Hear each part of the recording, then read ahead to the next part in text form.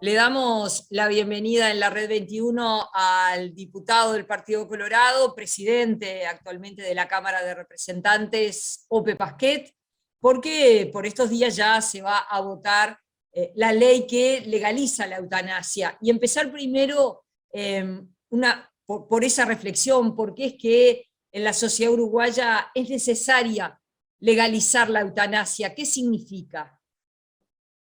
Buen día. Estamos convencidos de que esto es necesario y es justo porque en nuestra sociedad, como en todas las sociedades, hay gente que padece enfermedades incurables e irreversibles, que sufren mucho por eso y que no tienen ninguna expectativa de curación ni de remedio a sus males. Sufren inútilmente eh, a la espera simplemente del fin inexorable. Hay gente que encara estas situaciones con la firme resolución de llegar hasta el final, hasta que la muerte natural concluya con su sufrimiento. Pero hay otras personas que, eh, en vista de que no tienen curación posible, que están sufriendo mucho, que están sufriendo ellos y quienes los rodean además, eh, quisieran terminar con su vida antes de que la muerte llegue naturalmente. Pero para hacer esto necesitan la ayuda de otras personas, porque bien o están demasiado débiles como para actuar por ellas mismas, o porque tienen dudas de si sabrán hacerlo, podrán hacerlo, y entonces temen que su intento fracase y queden peor que como estaban antes, o simplemente no quieren actuar con violencia sobre ellas mismas, ni quieren tampoco que sus familiares se encuentren con el resultado de esa acción violenta. Por todo eso necesitan ayuda médica para poner fin a sus vidas y actualmente no la pueden recibir porque en el Uruguay es delito toda cooperación con ese propósito. Es delito el homicidio piadoso, que vendría a ser la eutanasia. Eso está previsto en el artículo 37 del Código Penal, el delito de homicidio piadoso. Y es delito también la ayuda al suicidio prevista por el artículo 315 del Código Penal. Lo que nosotros estamos proponiendo es despenalizar la eutanasia específicamente cuando concurren las circunstancias previstas por la ley y se sigue también el procedimiento que la ley establece. Es de eso que se trata, es un propósito, un proyecto de ley que tiene fines humanitarios, ayudar a la gente que sufre, y se basa en la libertad de la persona adulta en su sano juicio. Esto está referido a los adultos exclusivamente, a los mayores de edad. Bueno, partimos de la base de que los adultos en su sano juicio tienen derecho a disponer acerca del momento final de sus vidas. Esos son los fundamentos del proyecto. Se puede decir que este es un proyecto fusionado, una iniciativa legislativa que tú redactaste, luego está la iniciativa de legisladores del Frente Amplio, y se llega, se puede decir, con un proyecto fusionado. ¿Está bien dicho así?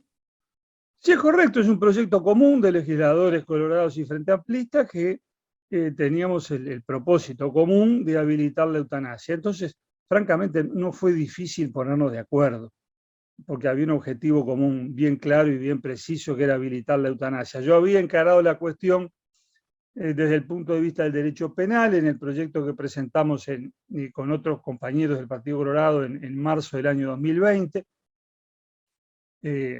tomando como referencia, digamos, la ley holandesa del año 2002 y alguna otra ley parecida, como la canadiense, por ejemplo. Y el Frente Amplio lo encaró desde el punto de vista de los derechos del paciente, y sobre esa base, que está en la base además de la ley española del año 2021, presentó su proyecto en diciembre del 2021. Fusionamos los dos proyectos sin ningún problema. Allí está el derecho del paciente a pedir la eutanasia, la despenalización de la conducta de médicos y enfermeros que practican el acto eutanásico, y bueno, y ese es el proyecto común que se va a discutir y votar, esperamos nosotros, el próximo miércoles. Hay legisladores de la coalición de gobierno que le hizo ruido que el Partido Colorado llegara a un acuerdo con el Frente Amplio, es decir, un acuerdo por fuera de la coalición de gobierno. ¿Tu lectura al respecto? Que no tiene ningún sentido eso. Nosotros desde el primer día dijimos que este no era un tema ni de sectores, ni de partidos, ni mucho menos de coalición. Dentro del sector que yo integro, que es el sector ciudadano del Partido Colorado, hay compañeros que no van a votar el proyecto porque no están de acuerdo. Hay otros legisladores colorados que no son de Ciudadanos que tampoco lo van a votar. O sea, no es un tema de partido ni de sector, repito. En el Partido Nacional aparentemente hay una mayoría en contra del proyecto, pero algunos legisladores han manifestado que lo van a votar. Así que tampoco ahí es cuestión de partido. Me parece que esto es una cuestión filosófica que no tiene nada que ver con que uno sea vallista, socialista, herrerista o cualquier otra cosa. Es una cuestión de cómo nos plantamos frente a la libertad de la persona, sobre todo cuando está sufriendo y está mirando de frente a la muerte inminente e inexorable. Frente a eso, creo que no importan las etiquetas partidarias. Nosotros nunca pedimos a la coalición que nos apoyara, así que no tiene ningún sentido que se invoque eso como un argumento en contra del proyecto, como una razón de crítica a quienes lo estamos proponiendo. ¿Le preocupa el hecho de que el presidente pueda vetar este proyecto? Bueno, no, francamente, deseo que no lo haga, pero el veto es una posibilidad que existe siempre que se vote un proyecto de ley. Cuando se le ha preguntado al presidente a este respecto, lo que respondió fue algo muy razonable. Dijo, bueno, primero voy a leer el proyecto y después veré. Es la respuesta razonable. Indica que no hay un prejuicio, una determinación tomada a priori. Si el presidente de la República fuera Rodrigo Goñi y le preguntan si lo vetaría, no necesita leer nada, basta que el proyecto hable de eutanasia para que él esté dispuesto a vetar. Bueno, no es así con el presidente de la calle Pou, que ha dicho razonablemente, primero leeré el proyecto y luego decidiré. Nada que observar a ese respecto. Uh-huh. Definitivamente es una concepción de cómo se entiende la libertad, dado que, bueno, quienes apoyan la eutanasia también apoyan otra agenda de derechos de ampliar libertades individuales. Esto ocurre en el Uruguay y en el mundo entero. Sí, es así, sin duda. Ahora, me permito recordar un antecedente, que es la ley llamada de voluntad anticipada, la ley 18.473 del año 2009, que fue votada por amplísima mayoría en ambas cámaras. Hubo algunos votos en contra, pero fueron muy pocos, creo que no llegaron a 10. Uh-huh. Y esa ley que dice que una persona adulta, psíquicamente apta, que son requisitos que también establece este proyecto de ley sobre eutanasia, una persona adulta psíquicamente apta puede rechazar el tratamiento médico y no se le exige ningún requisito para eso, eso no está condicionado a nada. El rechazo del tratamiento puede hacerse incluso sin expresión de causa. La persona dice, no me quiero tratar, no me quiero someter a tal o cual procedimiento médico, y la ley manda que su voluntad sea respetada. Esto pasa, por ejemplo, notoriamente con los integrantes de algunos grupos religiosos, como los testigos de Jehová, por ejemplo, que rechazan las transfusiones de sangre, aunque eso signifique que pueden morir en una operación quirúrgica, necesitan transfusiones, no la aceptan, entonces o no se hace la operación o se hace y la persona, en fin, muere porque no se le puede transfundir la sangre.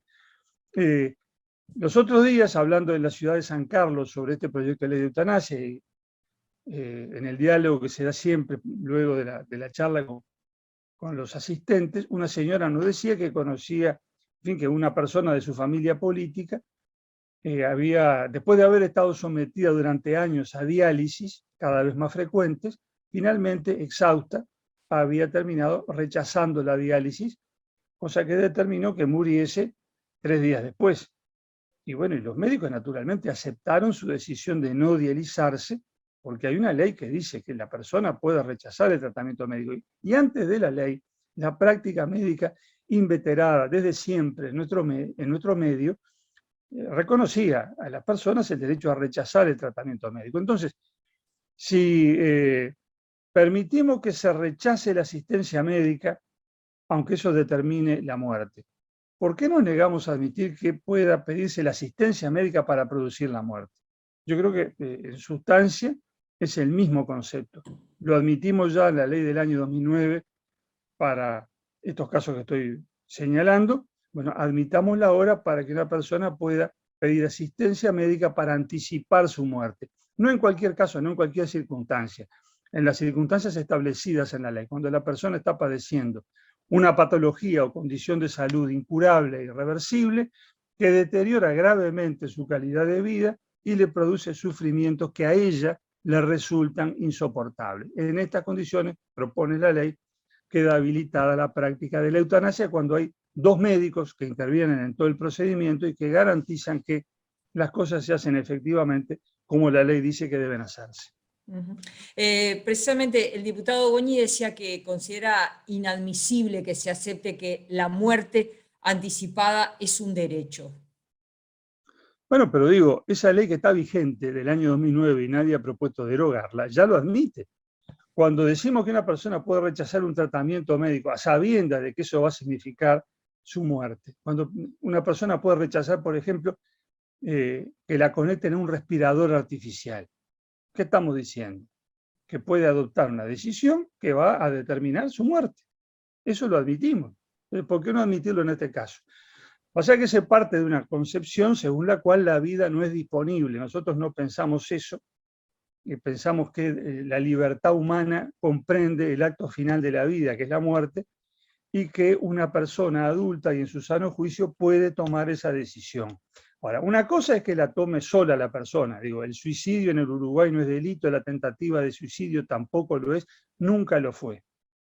O sea que estamos dentro del campo de lo lícito. Pero razonablemente la sociedad no quiere facilitar que la gente se quite la vida, por razones que me parece que son obvias. Entonces la sociedad no permite que un tercero ayude a nadie que quiera quitarse la vida. En principio, esa ayuda es delito, y está bien que así sea. Lo que decimos es que en circunstancias excepcionales se justifica habilitar esa posibilidad. Circunstancias excepcionales, por ejemplo, la enfermedad incurable e inexorable que va a terminar pronto con la muerte de la persona. No tiene sentido en estas condiciones imponerle a alguien que siga viviendo y que siga sufriendo cuando la ciencia, la medicina, no puede ofrecerle un alivio para sus males. Se dice acá, bueno, no, pero están los cuidados paliativos. Está muy bien los cuidados paliativos, estamos todos a favor de ellos, no entiendo cómo alguien podría estar en contra. Lo que ocurre es que no curan todos los males, no alivian todos los dolores.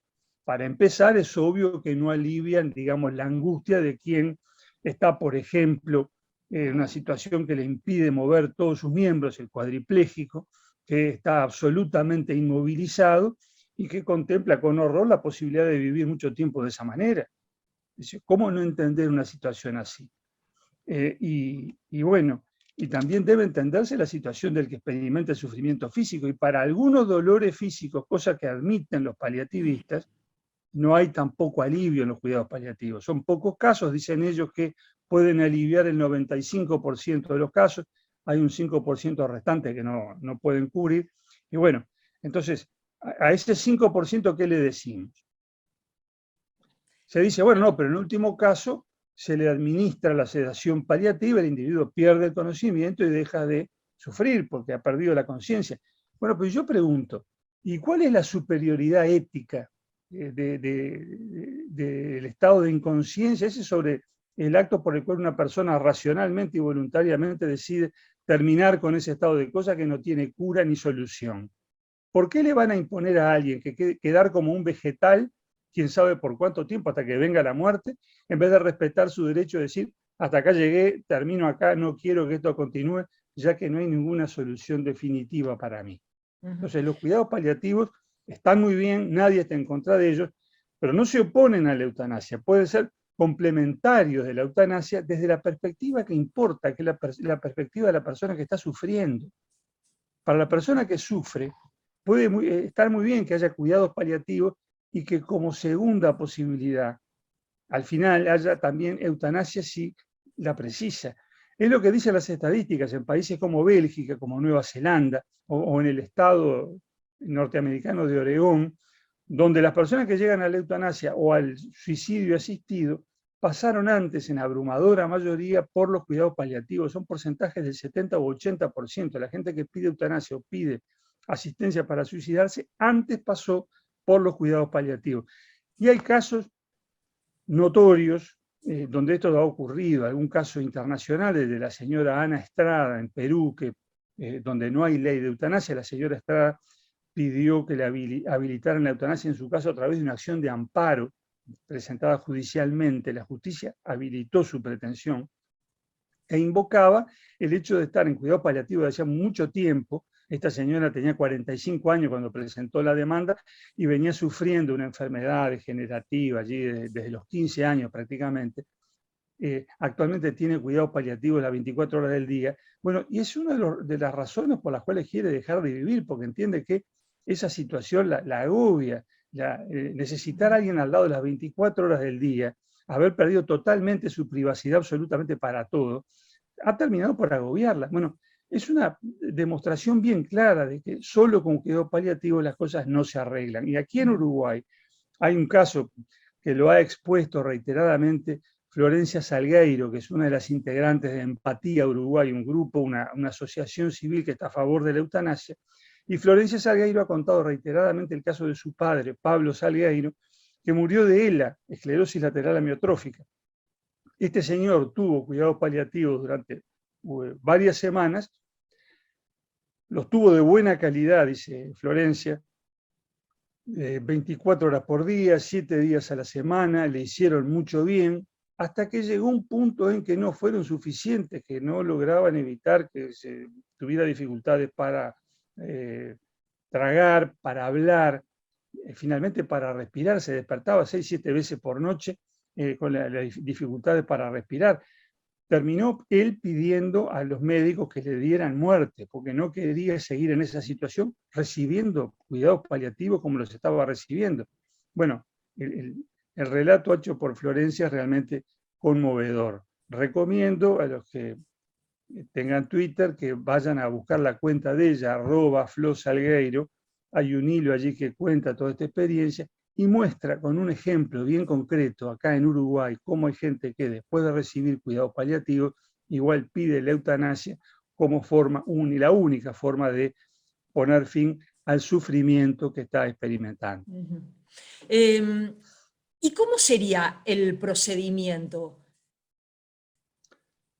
Bueno, el procedimiento previsto en la ley es el siguiente: la persona que pide la eutanasia debe expresar su petición por escrito y firmarlo ante el médico a quien le pide la eutanasia.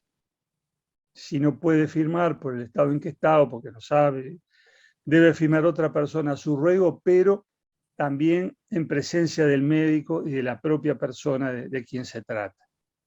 Luego el médico debe verificar que la persona está en las situaciones previstas por la ley, es decir, que se trata de un adulto en su sano juicio que padece una enfermedad o una patología, condición de salud incurable, irreversible, que ha deteriorado gravemente su calidad de vida y que le produce sufrimientos insoportables.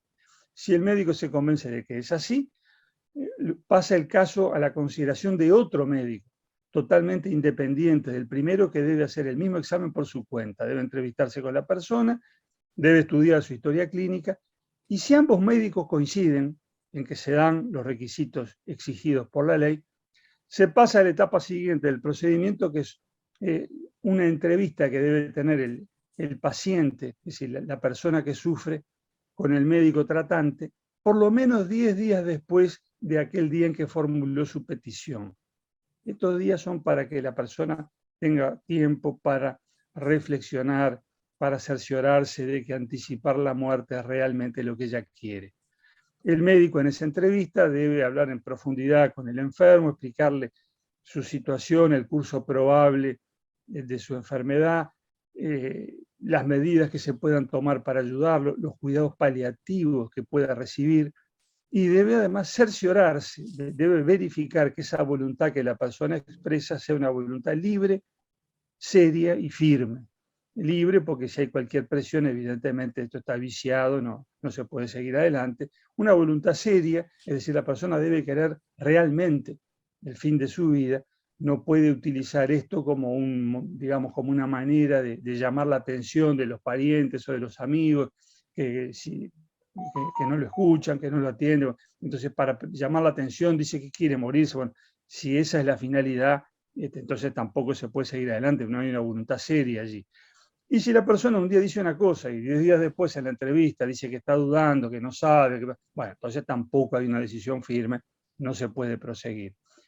Pero si el médico se convence de que todo esto es así, de que se dan todas las condiciones, entonces, bueno, queda habilitado el final del procedimiento, que llega cuando transcurren por lo menos 3 días desde la entrevista y la persona ratifica, sería la 4ª vez, su voluntad ante 2 testigos por lo menos y firma la declaración esa en la cual dice que quiere anticipar su muerte. Si se cumple todo esto, entonces el médico está en condiciones de cumplir con la voluntad del paciente en el momento en que te lo indique. No tiene por qué ser de inmediato.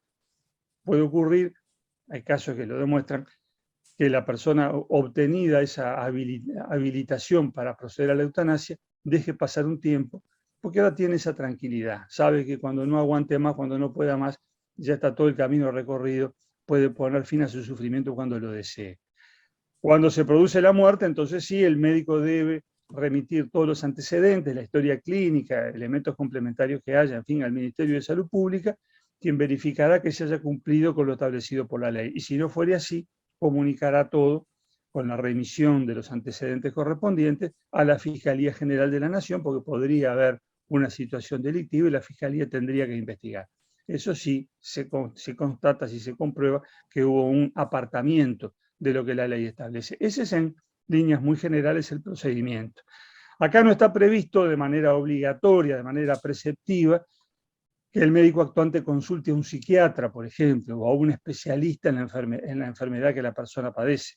Se parte de la base de que un médico está en condiciones de evaluar tanto la aptitud psíquica de la persona para pedir que se ponga fin a su vida, como el carácter ese incurable e irreversible de la enfermedad.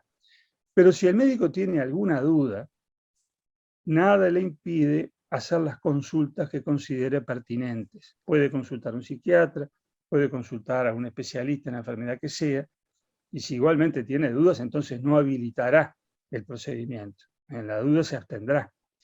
Ahora, no imponemos esto que se haga obligatoriamente en todos los casos, primero porque no tendría sentido hacerlo, porque se supone que el médico tratante, el que va a ser el que actúa en la enorme mayoría de los casos, conoce a la persona, sabe quién es, cómo es, sabe si está en condiciones de querer la eutanasia o no. Y sabe cuál es la enfermedad por la cual ha venido tratándolo y conoce la historia clínica que va a tener consigo cuando decide ir adelante con el procedimiento. Entonces no tendría sentido recargar esto con más exigencias, porque no olvidemos que en el fondo lo que hay es una persona que está sufriendo y que pide alivio al sufrimiento. Entonces no es cuestión de agregar requisitos para quedarse tranquilo uno y mientras tanto, mientras van pasando las semanas o los meses para cumplir con los requisitos, la persona está sufriendo. Los que hablan de pedir especialistas para esto, para aquello, se olvidan que en el interior del país es muy común que lleve meses conseguir hora en el hospital para que a alguien lo atienda un especialista. Esto es lo que nos dicen los compañeros nuestros del interior del país. Acá en el hospital de tal departamento lleva varios meses, que te dio un traumatólogo lleva varios meses. No hablemos ya de psiquiatras u otros especialistas. Entonces, no tiene sentido hacer de esto un requisito obligatorio en todos los casos, pero la ley no impide que el médico, si lo entiende necesario, lo pida. Gracias por la entrevista. Con mucho gusto.